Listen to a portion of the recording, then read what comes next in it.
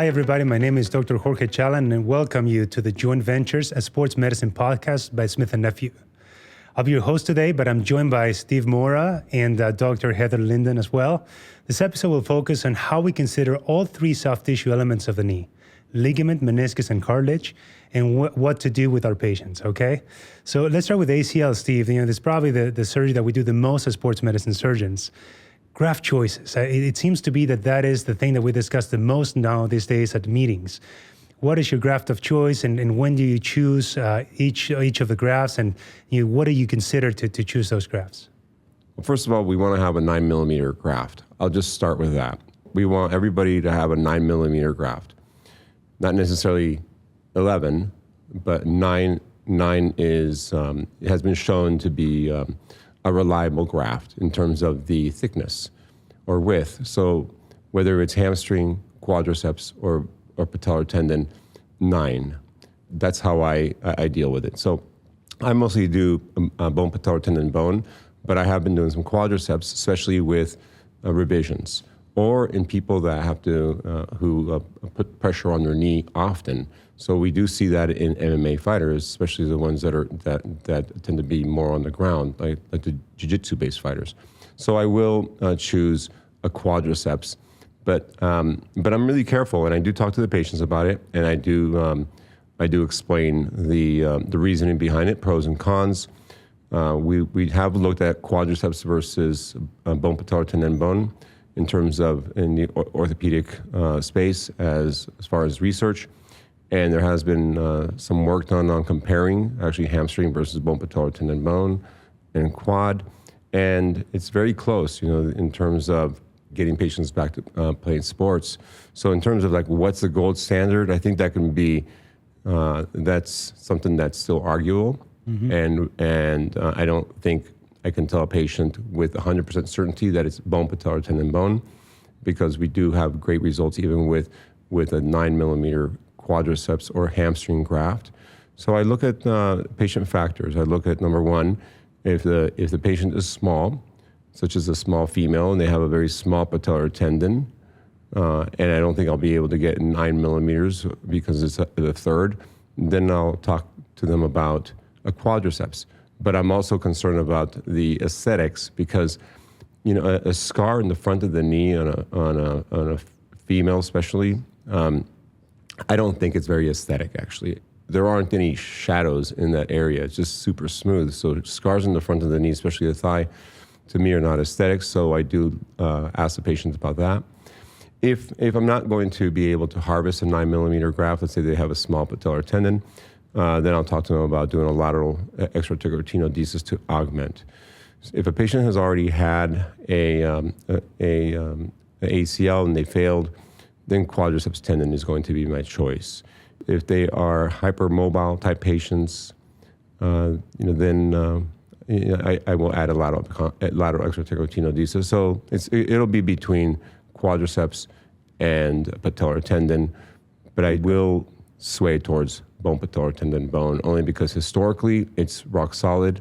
Actually, in terms of what patients will read, that's important too, because if there's a failure for some reason, they will blame it on the graft. So if it was an allograft or a quadriceps and it failed, they will actually blame the surgeon for talking them into a ligament or a graft that others are saying is suboptimal. So I'm kind of careful about that too. I don't want to have any doubts in the patient's mind, especially the athletes who have to be back on the field. And there's a psychological component to returning back to play. Some people end up having kinetic phobias, getting back to play. So feeling that their graft is suboptimal because they read something or somebody told them something or the physical therapist said, "Oh, I can't believe they used that graft," it can affect the patient. So I look into that as well.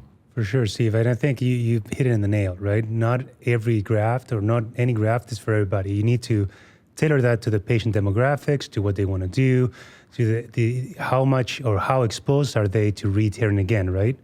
A 40-year-old patient may not be the same as a 16-year-old female, right? And we see that the re-tears rates change quite a bit based on that. And Heather, we've seen an uptake on the quad grafts. It's a new kid on the block. A lot of people are using it now. The outcomes, as Steve just mentioned, are very similar to the BTBs in some populations. Have you seen that in your practice? What are the things that you notice when you compare that to the gold standard? We at least in the States, it was PTB. Yeah. My entire career for the last 20 years, I've seen bone, patellar tendon, bone grafts, and I've seen such great success with it. I've never had an ACL not 100% return. Recently, I can tell you right now, I currently have 3 quad tendon grafts on the table as of this morning. And I am seeing great results with them. I think Dr. Mora makes a really valid point, is in the combat world, I would say the bone, tendon, bone grafts have always kind of give a little bit of problems when they're taking shots in wrestling or on their knees in jiu-jitsu. And with that, you've always had athletes maybe complain about that up until like 8 to 9 months post-surgery.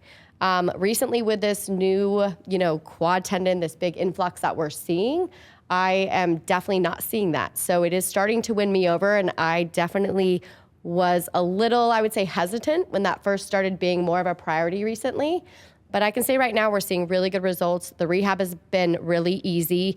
I will say to keep in mind with the rehabilitation, initially that quad graft is a little slower to start, if I'm honest. But it always does catch up, usually around that 6-week mark. And then they kind of go hand in hand on returning back to sport. Steve, let's talk about the meniscus. I think before we focused always on the tunnels, the size of a graft, specific things about the graft itself. But now we know that the success of surgery, or at least ACL surgery, depends a lot on the other soft tissue, right? The cartilage and the meniscus specifically. What is your approach to meniscus? Maybe 20, 30 years ago, we used to resect more than we do now. And now we know the importance of repairs. What is your approach to meniscus tears in ACL surgery? Well, we know that with ACL or concomitant ACL surgery, the likelihood of a meniscus repair is higher.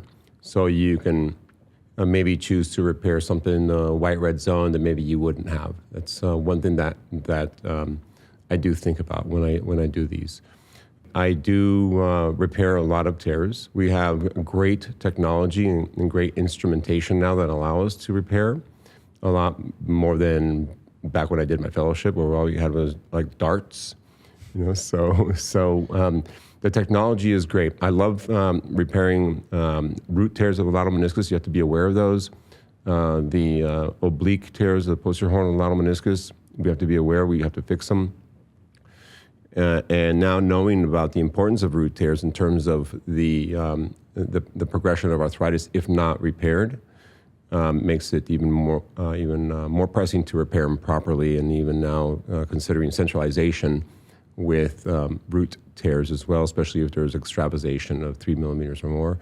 So I'm very aware and prepared to do repairs, especially with the implants and instrumentations that we have to do so.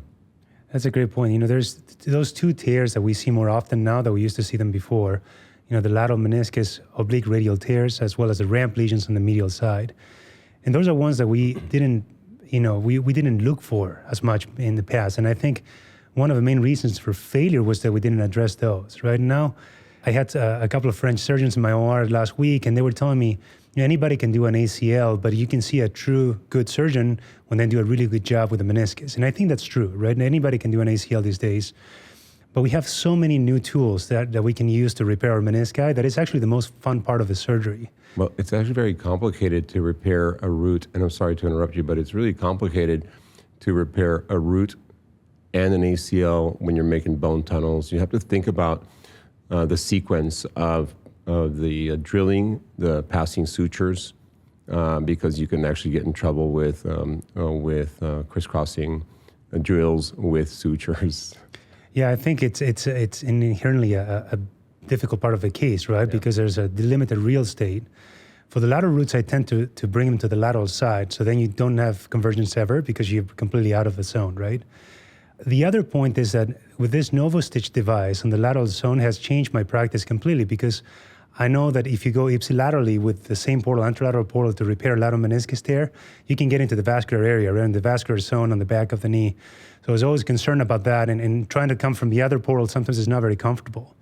NovoStitch device has allowed me to potentially get pretty good bites on both sides of a meniscus and close that tear, which I think, in the setting of a lateral meniscus tear that has very good healing potential, has changed my practice. How about the ramp lesion? How do you repair that, and what are the tips that you have, Steve, for us? Well, first of all, you have to identify it. You have to have a high index of suspicion. You have to make sure you probe your menisci and you look for signs. And my go-to repair instrumentation is the Smith+Nephew Fast Fix, either the 360 or the Flex, either one of those, and that's what I use. I usually just use or do vertical mattress type sutures or a combination. I think that's a very good point. You need to be able to see, right? And yeah. For the ones that have a meniscotibial ligament tear, it's important to reduce the meniscus tissue to back to the capsule. So never hesitate to do a posteromedial portal, at least to elevate that capsule and get those bites. The other question in ACL surgery that we see more often now is lateral extra-articular tenodesis, right? And that's a topic that has been, researched, right? Because it has been going on for at least 50 years.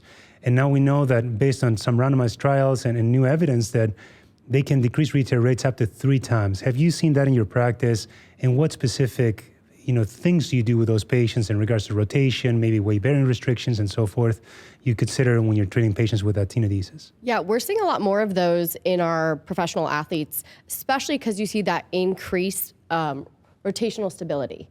And with that, what we're doing is definitely limiting initially how much movement we're doing first when you start that rehab. And with slowing that down a little bit and getting that extra stability, especially with someone like a pivot shift or someone that is having a lot of rotary instability, this allows them to actually heal way better and be better on the field when they're doing their end stage rehab. We definitely notice just more certainty that athletes are willing to challenge themselves and not have that hesitation when we see both done together. I just newly have an athlete that is underwent that as well. And I can say, initially, yes, we've had to start her a little bit slower, but she is already 4 weeks in and she is caught up and she is starting to have a great quad contraction, have really good no pain, no swelling, and she's only 4 weeks post-op. I think we have to keep in mind here the athlete in front of us and how we treat them, especially from the rehabilitation side. There's not that many differences, I would say. If you actually look at the numbers, yes, you might go from weight bearing as tolerated to a 4 to 6 week, maybe non-weight bearing. But with that, they grow in so many other ways. There's so many more muscles we can be working with. We can work on hip abduction. We can work on, extension and other things to really hone in on that early stage rehab. We know in research that early stage rehab is a huge indicator of how their outcome is. So it actually kind of slows us down and gives us time to really perfect the key components that I think make for a good rehab. Steve, do you restrain weight bearing after an LET, or you just basically guide it based on the ACL repair or reconstruction? I will restrict weight bearing for a couple of weeks. I'm a little bit aggressive, I think, compared to others when it comes to weight bearing. And the reason why is I see detrimental effects with overly zealous non-weight bearing protocols. So I do restrict, but it applies to pretty much any repair I do. 2 weeks non-weight bearing, following 2 weeks is partial weight bearing, which I'd say about 50% is what I tell the patients, and then 2 weeks of progressive weight bearing. So I keep it very simple. They are protected for 6 weeks. However, the non-weight bearing, which I like to tell patients, you have to walk like a flamingo, one leg up in the air, okay? Makes it really easy for them to remember, is 2 weeks. I do. But I do that almost with any repair, just to keep people from getting too aggressive initially. I'm a little bit more aggressive, Steve. I hope Heather doesn't kill me, but I let people weight bear right away after ACL LET. I like that too. In the only setting that I will restrict weight bearing is when I do a meniscus ramp lesion, for example, which I think it's stable, but it's a partial weight bearing. And then for roots, I keep them non-weight bearing for 6 weeks, as we said before. So I'm aggressive with roots, more aggressive than you are with roots then. So maybe we have to meet in the middle. Yeah. So it's interesting because just to chime in here, obviously UFC is a global sport. My Australian orthos don't do any weight bearing restrictions on any of the above. So I think it's pretty interesting to get two different dynamics, even just at this table. But what we're learning, and I think, again, looking at, are we getting that good quad contraction and things like that, maybe will allow a faster weight bearing if you have the control of the surrounding muscles and things like that. Absolutely, Heather. That's one of the things that I've learned in my practice is that a lot of people do things extremely different, right? And they still can do well. So I think there's a lot of things that we need to study still and understand what's the best way to do. To that regard, implant choices and technique. You know, we talk about ALL, about LET. What's your preference and how do you fix it, Steve? Well, I do an LET, and I love using the knotless Q-fix. I do a little add-on to it. So what I do is I do the standard approach to the IT band slip, tagging one end, and then finding the metaphyseal flare and the landmarks that I'm looking for. And I place I use the Q-fix, but what I do is I make it a double fixation type of system where I'll attach the IT band to the femur, and then I overlap it back, and I tie another suture down, and that suture was actually attached to the first loop. So basically, I get two loops out of it because I just run a suture through the initial loop, lock it in, flip the IT band back, and then use the suture that I attached down and tie it. I do a very similar thing. I think, there's some new data that suggests that using a screw, a staple, or a suture anchor is actually the same. But of course, if you don't use a screw, you don't have a risk of convergence. It's a very small, implant that will not bother the lateral side as a staple can. So I do a very similar approach, and that has been shown to be, at least very good in my hands. Well, the staple was what was studied. Actually, it was studied from. There was a big study that came out where they looked at a lot of these LETs, and they compared the return to sports versus re-ruptures, and they kept it super simple, just a staple. You don't have to get too fancy with it. Let's say that we increase in complexity, right? We were talking about ACLs. Now we talk about multi-ligament reconstructions, and those can be, a pretty big world because you can have an ACL, MCL that recovers pretty much the same way as an ACL, but you can have a true bicruciate ligament injury. I'm sure, Steve, with your professional athletes, you see that more often, but what are the things that you actually consider when we send you those patients? Of course, they have an arthrogenic inhibition that is probably much more significant than other people that have just a one ligament injury. But what are the concerns and what are the tips on treating those patients to get them back on track as soon as possible? So what we've seen to get them back on track is really early. First and foremost is starting them early so that we don't get that inhibition. Using modalities such as neuromuscular e-stim. We've even seen some research in using cryo to reduce the pain receptors and then get no inhibition. But I think first and foremost is starting as early as you possibly can. We see most of our post-ops somewhere between day 3 and 5. Let me interrupt you there, Heather. How about prehab? Do you recommend that, and how does that play into the equation? That's a great question because we actually had a whole journal club last night about prehab. Great. And what they say is that you should have about 5 weeks. What we do at the PI, because we do have copers and non-copers with some of this as well, is the first 2 weeks we really focus on function. Those next 2 weeks we're integrating back to sport to see if what they can gain. And during that 4 weeks, we're really trying to get as much prehab as possible, get return strength back, reduce any inflammation, challenge any pain if they have it, and then get them functionally moving as quick as we can. So prehab, I think, is actually really crucial, and I don't think we actually give it enough credit. We don't. And I see athletes that do have a really good prehab or go into surgery with you guys do have that quicker outcome. They look better right after surgery, and some of the inhibition that we don't see nearly as much. And with that multi-ligament, I would say, yes, initially it's going to be a little bit more complex. You're going to have to pay attention to, are they getting true quad contraction?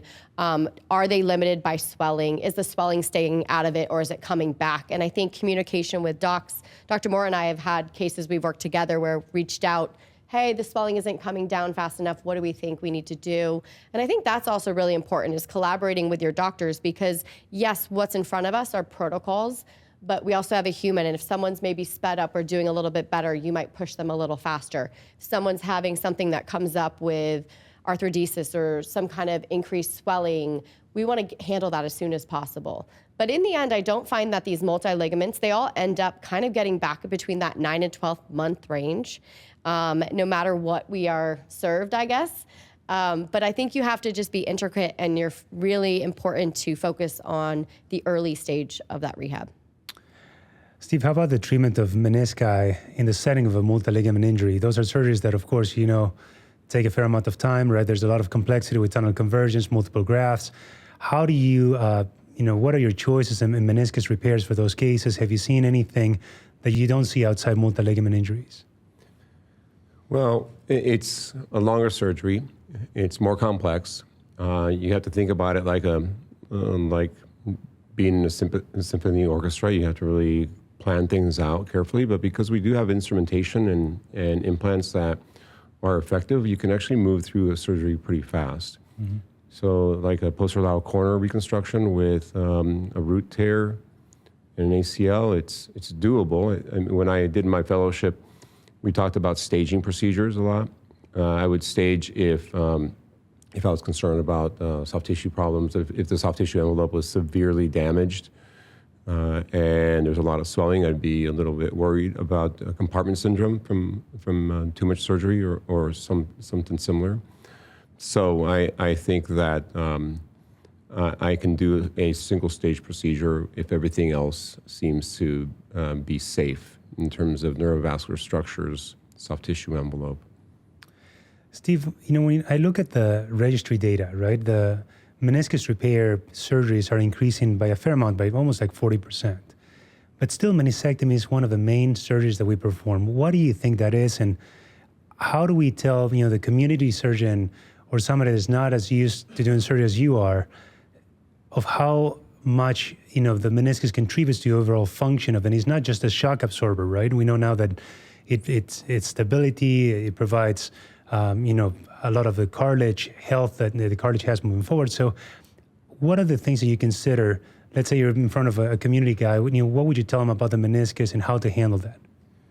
That's a great point. I think that there are numerous reasons why meniscectomies are performed when a meniscus repair could have been done. First of all, there's a concern about a failed meniscus repair and then having to deal with a patient that is not happy with the situation and they might seek help someplace else. So it requires a lot more dialogue with the patient. So it takes a lot more time. And sometimes patients still don't understand that it can still fail.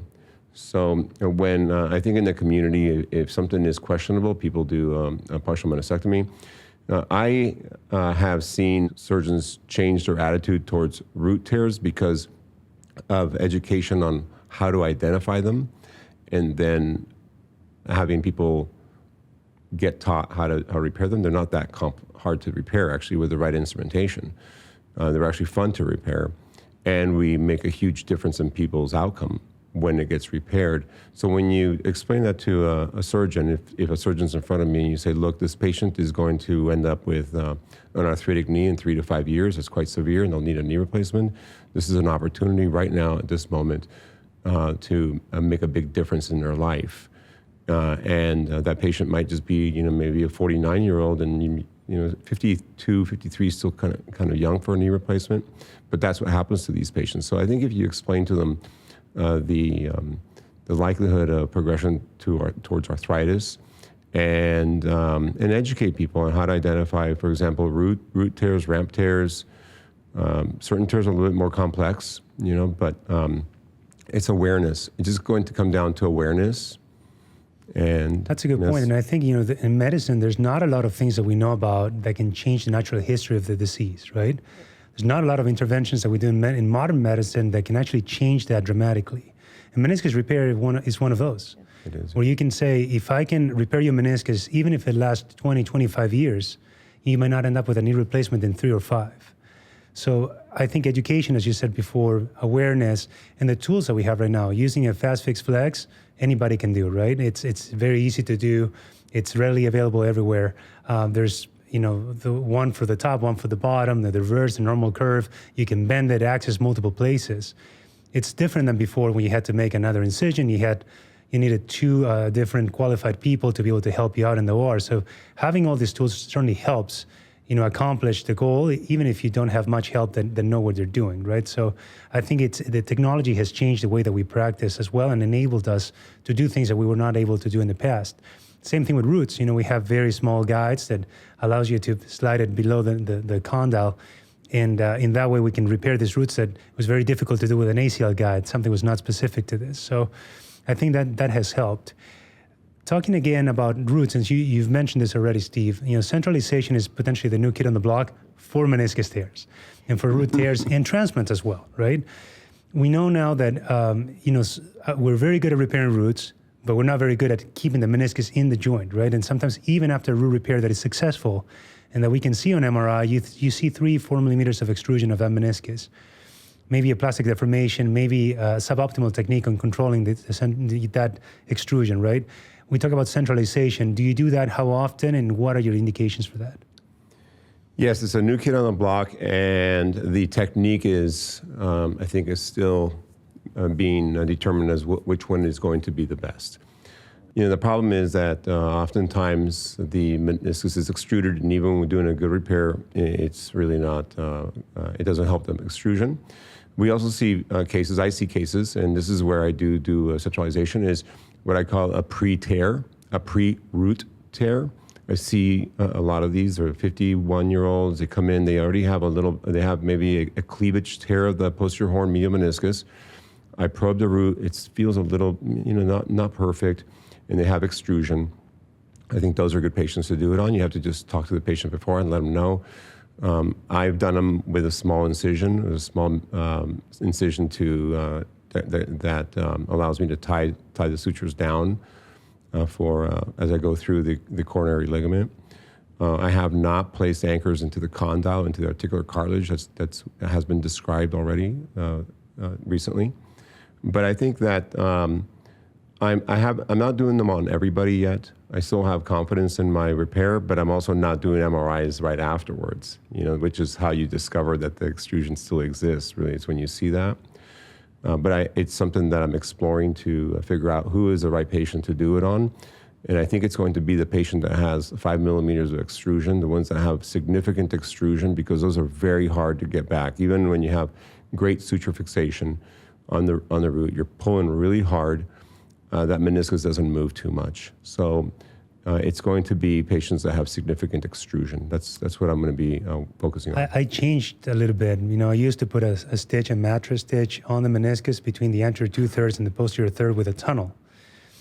But my fear is that you can actually cause or create a radial tear there. So now I've moved on to a capsulodesis, the capsule back to the tibial plateau, and that actually keeps the extrusion from being so significant, right? So I think that the word is out, and hopefully we can understand more about how much this impact the outcome, right? Because a lot of those patients that you see, you get an MRI that may be extruded, they're doing phenomenal, and you don't know, if that's going to change the natural history or if that's going to change the outcome in the long run. You have to imagine that or infer that if the meniscus is extruded, that the arthritis will set in faster than if it wouldn't be, right? So those are the things, Heather, that we're working on. Do you see a lot of centralizations? We don't see a ton of that right now, to be honest.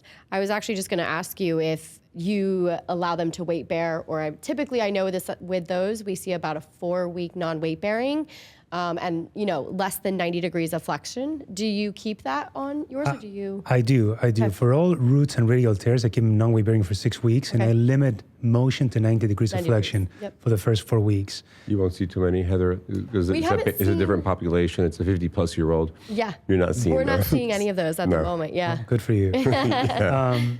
The other thing that we see very often, Steve, and you can correct me if I'm wrong, but it's cartilage issues, right? Any ligament reconstruction that we do, there's something always there, right? And sometimes we choose to ignore because outcomes may not change if you repair them at that point. But certainly we're seeing more and more of these injuries, and we have now newer technology that we have off the shelf that you can potentially use to repair or to make sure that you reconstruct that surface of the cartilage. What are your thoughts? When do you indicate for those, and what's your cartilage practice look like? I'm excited about the new cartilage repair option that the implant that Smith+Nephew has. Actually, that's something that I'm looking forward to using, the CartiHeal. But right now, I do autograft, osteoarticular autograft transfers when they're relatively small, or larger defects, I do fresh allograft. I have a low threshold to fix those because they end up, the deeper defects, grade 4, high grade 3s, weight-bearing portion, or weight-bearing area, they're going to usually be symptomatic in inactive people. I've seen a lot of patients where in the past I would ignore them, meaning I would just do a simple chondroplasty. I try to avoid being too aggressive with microfracture because of these intralesional osteophytes that I've seen that have happened in my patients. So I'd rather actually do a resurfacing, anything that's bigger than 2 centimeters. Yeah, it's similar in my practice. I would say that I don't do microfracture very often. I would say very seldomly, mostly for tibial-sided defects, which are seldom to begin with. Yeah. On the femoral side, for smaller lesions, we tend to be very conservative. We start with debridement first as a staging procedure. And I submit to you that 67 to 70% of the people that we do that first procedure on don't need anything else, at least at 2 years. But you may be right. This could be another thing that we could potentially intervene early on to change the natural history of the disease. In America and in the States, we are very lucky to have allografts and readily available, albeit expensive. We can still solve large cartilage deficiencies and correct for osteochondral issues. But certainly in other countries where these are not available, and sometimes when you get, because of a meniscus repair there, or because you're doing an ACL reconstruction, for example, you see a lesion that you didn't see on the MRI, in those cases, I think this technology would be phenomenal as well, because sometimes the MRI doesn't tell you the whole story. We know that MRIs sometimes underestimate the cartilage damage. So I think those are the ones in which this technology comes in perfect, right? Because you can actually exert a change without having to have identified that pre-op, right? Sometimes MRIs are not perfect as well. Yeah, and I think patients appreciate that too, because oftentimes a patient will tell me before surgery, "Hey doc, if you see anything else, you're going to fix it, right?" That's what they're hoping for. They're hoping to just go to bat one time. That's it. Not have multiple surgeries in the future. So I think that having a technology, an off-the-shelf technology that has decreased morbidity and can address a deep defect that was not identified at the time of surgery is appreciated by the patient. It may not be appreciated in terms of the costs, in terms of the surgery centers, but I think that it's going to be an important part of taking care of patients. Heather, I'm sure you've seen a decline on microfracture procedures. The trends seem to show that. You do. What is the main difference that you see when you're rehabbing a patient with a microfracture? It's a very non-weight-bearing dependent surgery. Yes. Versus, let's say, an allograft or an autograft or the CartiHeal. Previous to coming to the UFC, I did see a lot more microfractures. I think that was something that was quite frequently used. Now I never see them. So, I haven't had one UFC athlete in 8 years that has had a microfracture. And I think with the new technology that we have, and that's across the board in every type of knee surgery, I think we are just seeing better outcomes. We're seeing faster return to plays and just a lot more that don't have issues later on down the road. I think today, talking about meniscus especially, forgetting, like you mentioned, it's a huge stabilizer, with the ACL. And I think previously we didn't look at it that way. We just looked at them very separate components, but not how attached they are. So I'm loving that we're not seeing a lot of microfractures, because let me tell you, it's a very slow rehab, and athletes literally bang their head against the wall mostly. And then the outcomes have shown that the outcomes decrease or decline after 2 years. So that's, I think, why, people have migrated to using things that may be more long-lasting in a way. Yeah. Steve, let's put everything together. You have a ligament issue with cartilage damage and meniscus deficiency. How do you address those, and how do you put everything together when you think about approaching a patient that has multiple things going on in all the, in all of the realms, right? The ligament, the cartilage, and the meniscus. What is your plan for that? How do you kind of tackle that problem in a way that is more comprehensive? It's a common situation, especially when you're looking for these problems, and you're also taking into consideration the personality of the patient in terms of their activity level, their health in general. So cartilage, ligament, meniscus, very common situation. It's a matter of being prepared for different circumstances. If the defects, the cartilage defects, for example, are bigger than you thought, you'll want to have some options to fill that defect. Or you may want to stage the procedure later on, but you'll talk to the patient about that. I think it comes down to just being prepared, really just being prepared and having all the instruments and company representative support as well to be there to help you through the case in terms of having the products. We have a lot of meniscus instrumentation. You want to have them all present. You want to have the Novastitch. You want to have the FastFix Flex and the mender. I use the Smith+Nephew mender frequently for my inside-out repairs. And then, of course, my graft has already been chosen in terms of my ligament. I've already spoken to the patient. We know what we're going to do, whether it's going to be a posterolateral corner, ACL. It's just a matter of being prepared, thinking things out, thinking about potential pitfalls that you're going to encounter, and being prepared and having backups. I always say having backups to the backups. That's, I think, the key. That's a good way to stay out of trouble. Yes. I think summarizing everything that we've all said, right, is one, being prepared. Second, having the enabling technology to be able to perform all these things in the OR. And third, communication, as you say, Heather. I think it's critically important for the success, right? When we have a fluid communication and we are able to discuss about the patient and understand what are the struggles, what are the benefits of potentially moving a little bit faster, right? Absolutely. Exactly. With that, I'll wrap up this episode of Joint Ventures, a sports medicine podcast by Smith+Nephew. Thank you to my wonderful colleagues, Dr. Steve Mora and Dr. Heather Linden, for being on today's episode. I'm your host, Dr. Jorge Chala. Thank you and see you next time.